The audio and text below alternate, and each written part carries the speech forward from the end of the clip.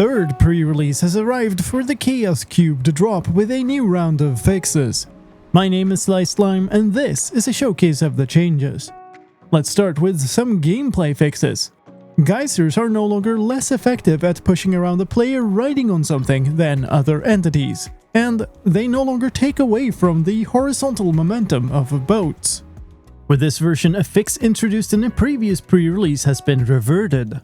That fix was for an exploit called attribute swapping. This fix will return in a future snapshot. Binding a movement key and the debug modifier keybinds to the same physical key no longer lets you move around with the inventory open.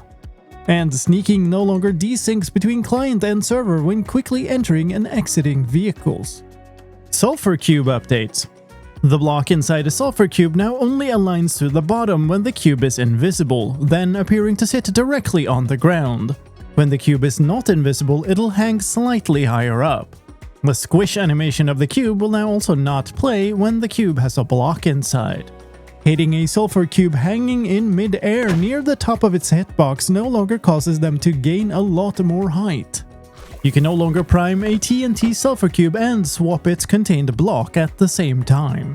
TNT Sulfur Cubes now obey the TNT Explosion Drop Decade game rule, and thus by default drop all exploded blocks.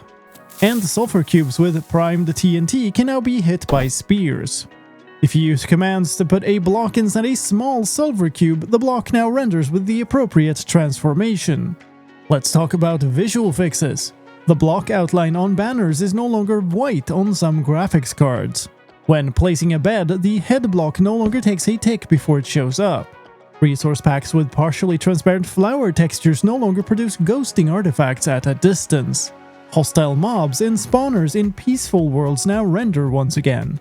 And let's wrap up with some user interface changes. The speed of the fade animation in the advancement screen is no longer dependent on the frame rate. The menu music no longer starts for a brief moment when creating a new world. The tabs in the Friends menu can now be navigated using Control and the number buttons even without having focus on the buttons. And attempting to send a friend request to yourself now has a proper error message instead of failing silently. The tooltip for the exclusive full screen setting has been improved and now explains its impact on adaptive sync monitors. And the gaps between characters in the Unicode font are now even. In addition, this version also contains fixes for a large number of different crashes. And that's all for this pre-release. Thank you for watching. My name is slicedlime, and I'll see you next time.